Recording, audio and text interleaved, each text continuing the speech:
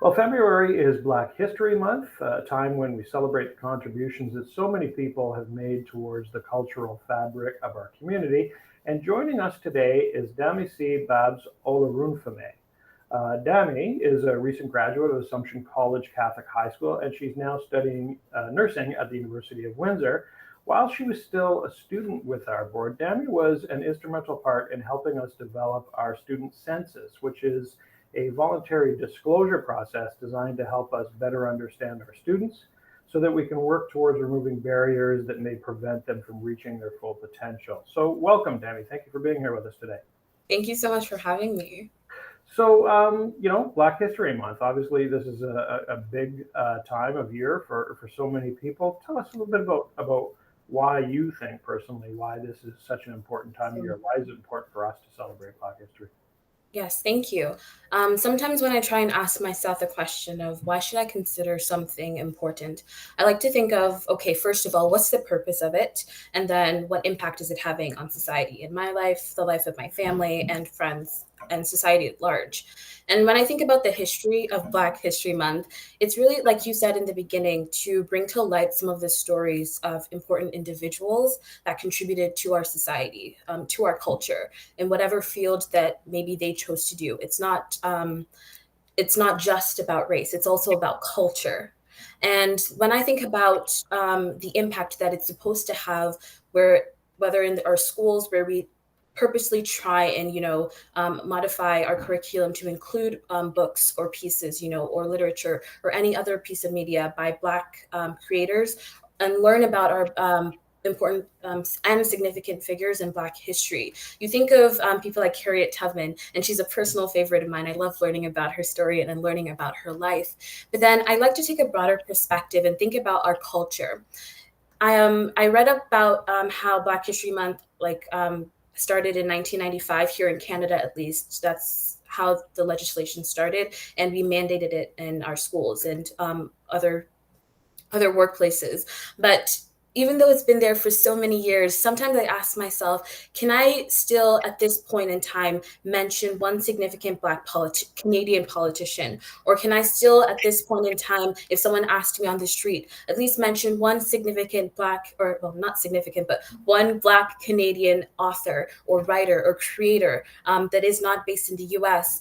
And myself and many of my peers sometimes are unable to do so. So it's not just about the history. It's not just about learning about one person or their contribution to society. It's so much more about learning about how Black culture affects mainstream culture and how, of course, every individual is important, but there's a special place for Black creators, Black historians, people who have contributed to our government, our culture, our safety, have made contributions in science and innovation, is it medicine, art, and all other aspects of society that we don't necessarily on a regular basis give enough light to. And so taking a whole month just to celebrate contributions of Black people to our society, I think is so, so important. Why do you think that matters? Why is that important? We come from a history where Black people have been a traditionally marginalized group. Um, we can't talk about Black History Month, celebrating Black people and our story, without talking about racism, without talking necessarily about some of the discrimination that we faced at every point in time, at every level of government, at every phase in or every circumstances, or phase in life, starting from children that are young up to even our Black people in older generations. And so giving a voice to that experience of Black people, which honestly sometimes still prevails today, is of utmost importance for us, because Canada as a country celebrates its multiculturalism, and Black people are a huge part of that, being a visible minority, bringing a culture that is in its own way distinct, but also, it's part of that Canadian story. And sometimes I think it's not so much about trying to atone for the past, although that is an important aspect of it as well. But we want to move forward as a country, want to move forward as a society, promoting and standing behind the multiculturalism. Black people are part of that. Black history is an outspoken, very visible part of that, and it's important for us to celebrate and learn about as individuals and as a society. So you're a nursing student at the University of Yeah. Windsor. How do you or do you incorporate this into your kind of your daily life, your daily existence as a student? Do you share information with your colleagues about this? Do you have these kinds of conversations around the water cooler?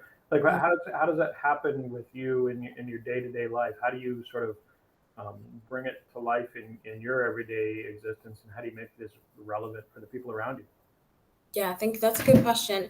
I mean, it's been a little different with COVID because now that we're still kind of doing online school, even though as a nurse, I still get the opportunity to go into the hospital. I don't get to interact with that many people, but with a few friends that I have and some of my teachers, I try to bring up the conversation around representation, especially in healthcare. Something hit me once I started the program, once I started learning about anatomy and learning about assessments, how to assess our patients, that I have not seen a I haven't seen any black people in my textbooks in the anatomy figures that we have explaining, skin issues, skin conditions, how to recognize them, how to assess them. There was just this lack of color, if you will. A lot of it was focused on a non-black and more white population. And I began to think to myself, I generally ask because at some level there is science behind this. Darker skin tones are less prone to things like skin cancer. So is this something that we can't help in healthcare if, for example, and I'll go back to the example of skin assessment, if we're more focused on, light color skin tones because that's the prevalent population that we have here. But when you hear about things like, oh, nurses accidentally mistaking a child of undergoing abuse just because they didn't know how to diagnose what appear to be bruises on their skin, which actually happens to be very normal among Black children. It prompted me to start asking questions to my peers and to my teachers, like, what is with the lack of representation? Is there any why haven't we changed the system? Why haven't we had this conversation? And for some of them, the response has been like, oh, they had no idea. It never occurred to them. It's not something that they necessarily thought of, right? Because in healthcare, we're a generally compassionate field. We love helping people regardless of, what condition they may be coming in, what their background is. We're here to help. We're there to offer our assistance and offer care. But even in health teaching and us as students, there is that lack of representation. In my program, I think I know of 3 other Black students. I'm not saying that those were all the only Black nursing students there. Those are the only ones I've encountered. And so it sometimes feels isolating. And so for me, I try and take steps to reach out to those people and create a community with them, create a community with other Black nursing students, because we are able to have discussions, and offer representation and bring ideas and open perspectives that many of my peers and our teachers wouldn't necessarily have without our presence. So it's having those conversations and bringing those observations to light. It was a pretty eye-opening answer. So there's really opportunities for you to kind of help introduce change no matter where you are. Really, I mean, it's not like it. I wouldn't have thought of nursing so much as an area, a discipline where you'd be able to do that as much as maybe in, oh, I don't know, political science or Yeah. sociology or something like that, right? Hmm. Interesting.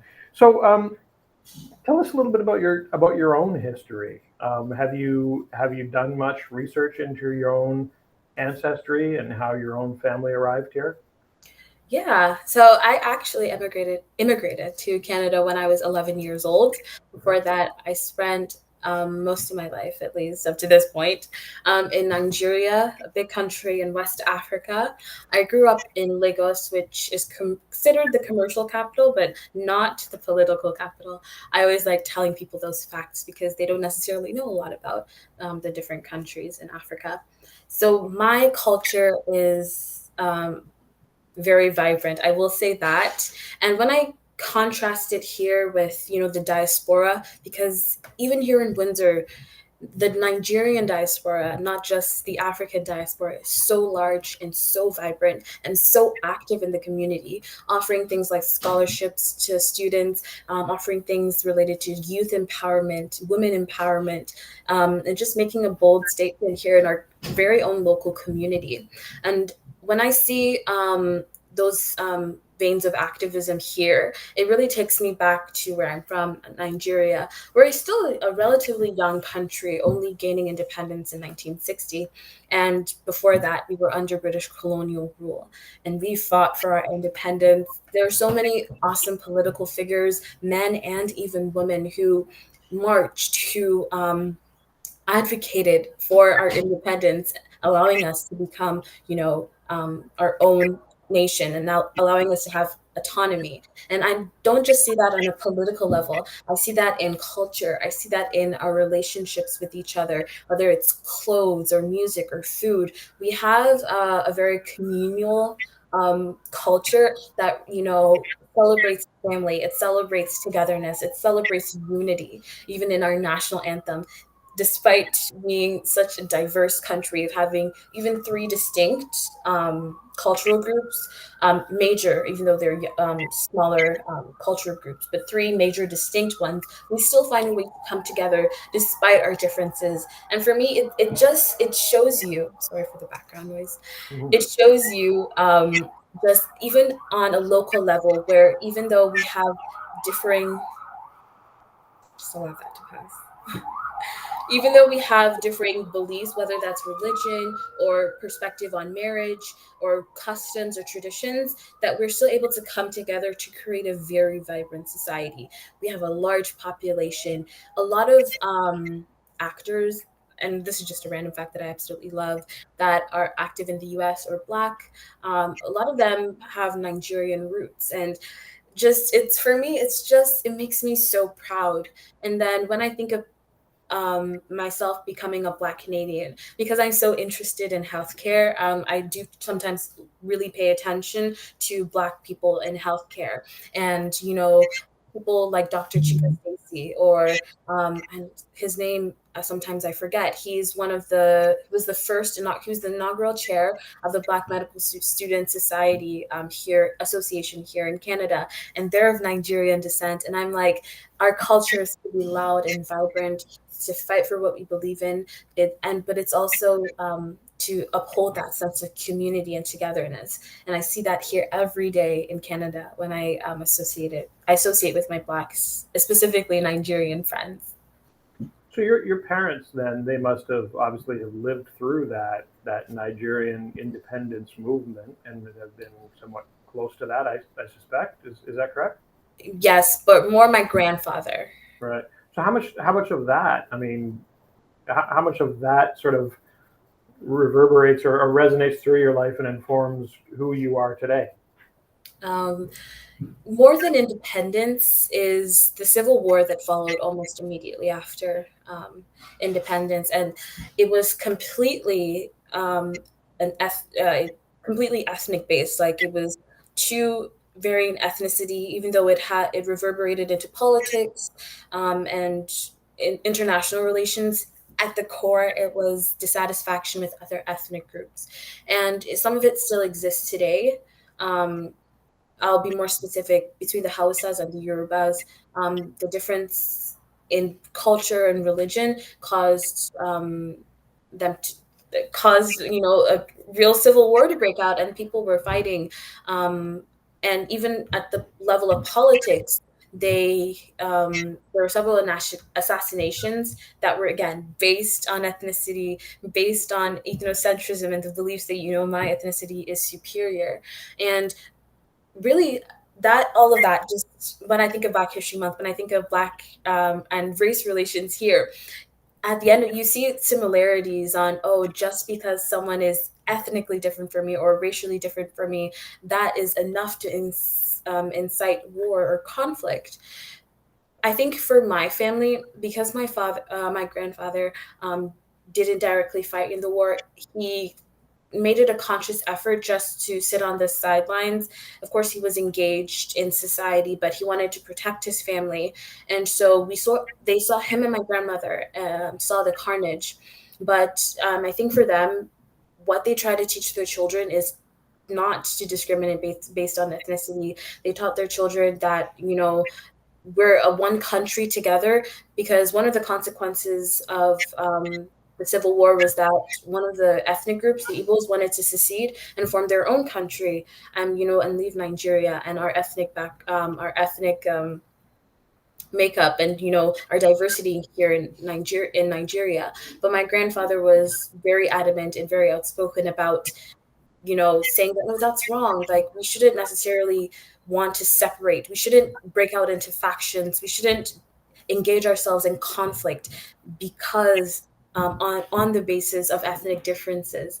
And so when I think about the impact of the war on society today, while there's still remnants and of course still factions and people who believe that Nigeria should be separated along ethnic lines, along lines of race and religion and of culture and religion, we're still together as a country, showing you the resilience. Him and my grandmother moved their whole family away from areas of fighting towards Lagos, where I grew up, to give their children the opportunity to grow in a melting pot of a society, because Lagos has everyone, has people from different ethnic backgrounds who come and live together. They work together, they interact, and it's just such a vibrant society. That's why it's one of the commercial capitals of Nigeria.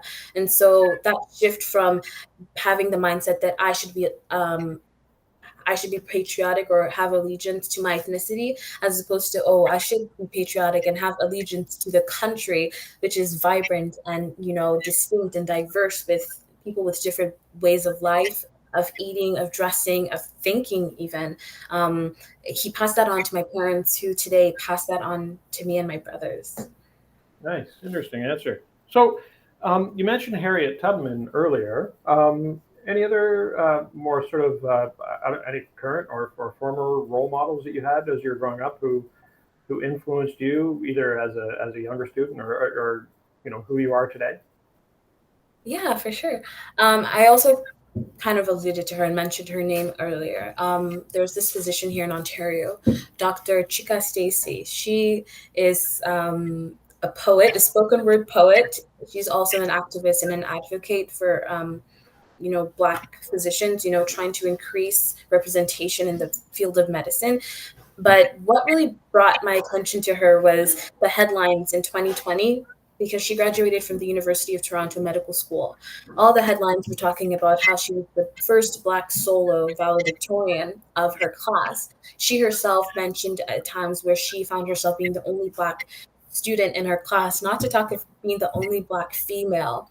And seeing the impact that she's had today, seeing how her work, how her just her beliefs have resonated in the community, has just been so impactful to me. I think at the core of it, it's her eloquence and her ability to, speak truth and bring to light through words some of the feelings that sometimes I've also had, being the only Black student in my classroom. Her words and her elegance in just her work as a poet, as if on top of being a doctor, has shown me that it is possible to embrace, your academic love for academics, but also your creative side. And traditionally, culturally, Africans or even Black people, we've really embraced our cultural and creative sides, whether that's through artwork, that's through songs, whether that's through poems or even just other works of art and media. That's how we usually express our resilience and our love for our culture. There was a practice that I absolutely loved when I learned about Harriet Tubman and just the Underground Railroad as a whole, their use of song. It's their use of songs and hymns. That's how they recognized each other. If you hear someone singing that hymn, oh, yeah, they're part of the Underground Railroad. And so it's through things like music and art that really unified us as a community. And still today, I see it. So just for her ability to so eloquently advocate and speak on issues of being a woman, a doctor, black, and and even a mother to be now, which I'm so excited for her about. It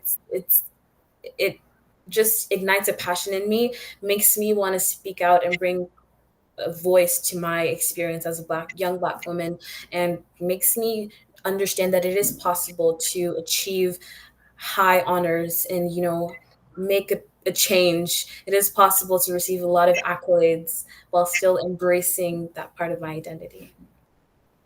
So shifting gears a little bit, how do you feel about the current state of race relations, both locally and maybe even nationally and internationally? What are the things that trouble you, and what are some of the reasons that you might feel hopeful? Yeah, thank you for that.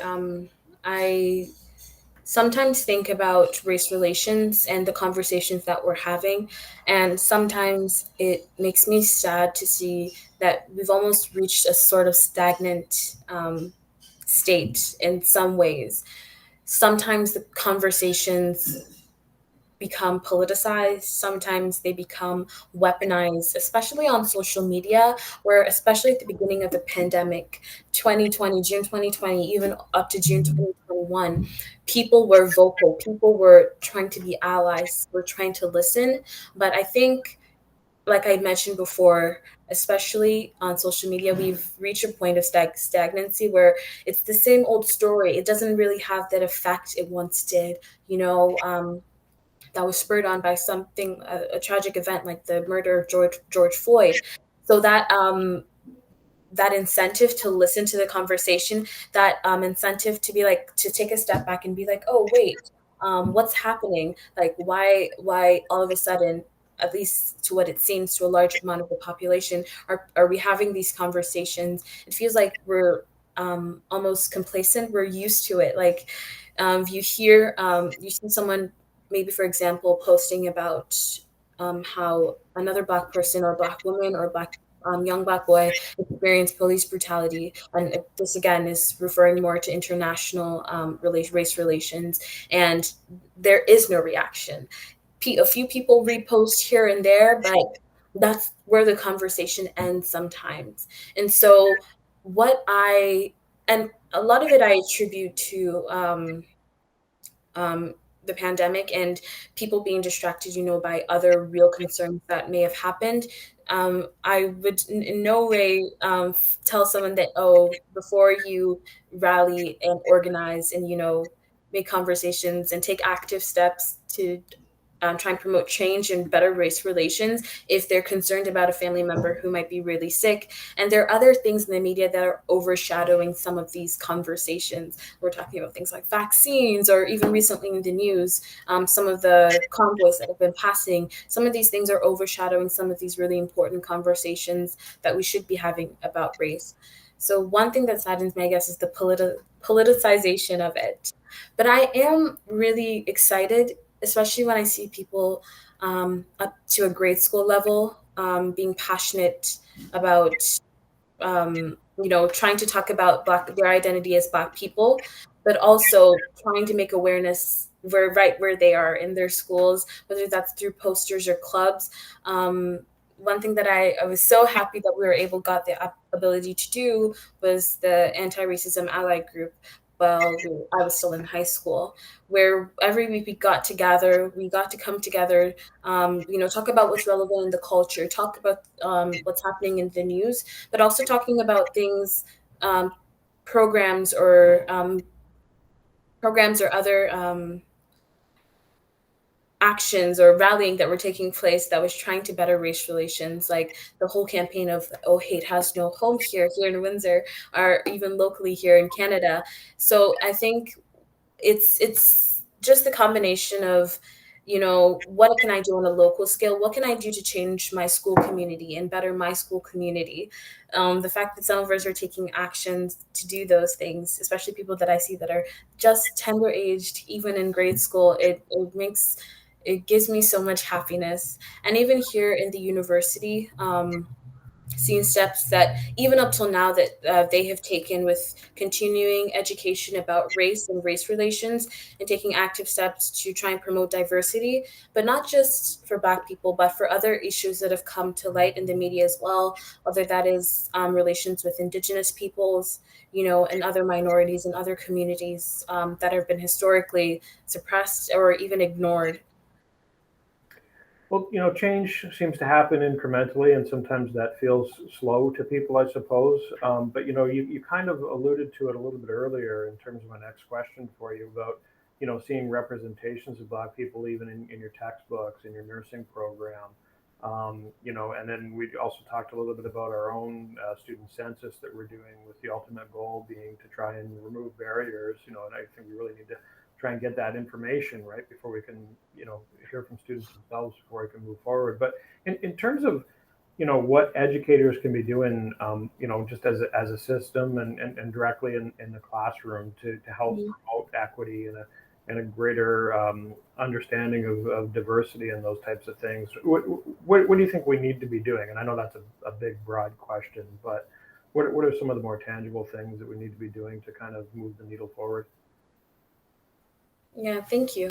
I know that you use the word of what are some of the more tangible things that we can be doing, but really, I think we can't understate the importance of mindset.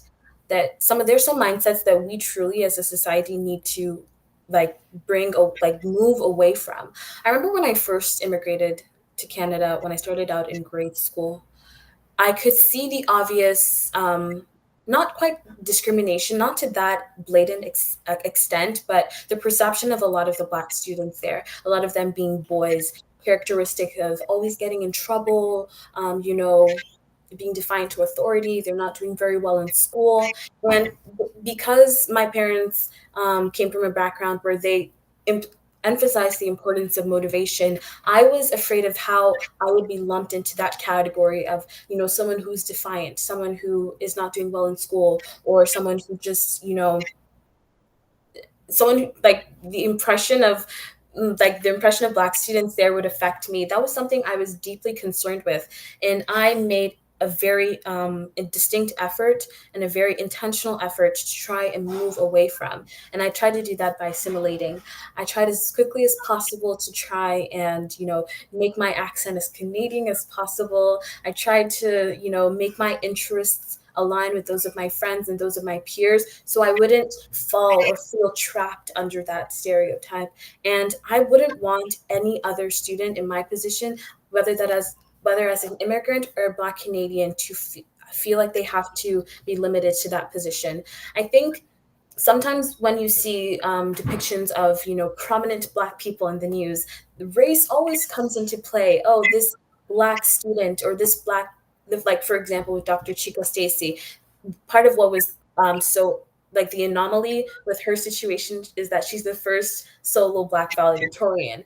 Not necessarily, of course, being a valedictorian is a very high honor, but that was what was sparkly about her. That was what was special about her, because it seemed like she was an exception. She defied the rule of a lot of Black students flying under the radar. So for me, I think another thing that I'm passionate about is changing that narrative and changing our mindset that Black students, that we are separated into the category of, exceptional Black students and then everyone else. Like there are a lot of things at play that might affect their ability to perform in school, whether that's socioeconomic factors or just their home life. Knowing that things were Black communities and communities of color were disproportionately affected by COVID, because of some things that also pertain to biases within the community. Even in the Black community, there's a huge bias against vaccination because of things that have happened historically that affected their perception of getting vaccinated. And so I think for educators and as a school system, being more knowledgeable about there's different factors that are coming into play here. When we see a Black student excelling or superseding expectations, it's not, they shouldn't have to be an exception. We need to, be more cognizant and aware of what are the other factors coming into play here, and how can we address those to make sure that they have an equal or even better opportunity to succeed in the classroom. I think at the end of the day, it comes down to breaking down those biases that we might have about Black students, being defined to authority, and any other stereotype that may have, followed them for generations, actually, and focus on ways to address other systemic barriers to give Black students the opportunity to succeed. Well, Dami, you've given me some really interesting insights to think about. You've given some really good answers, and I wish we could carry on this conversation all afternoon. Unfortunately, we can't.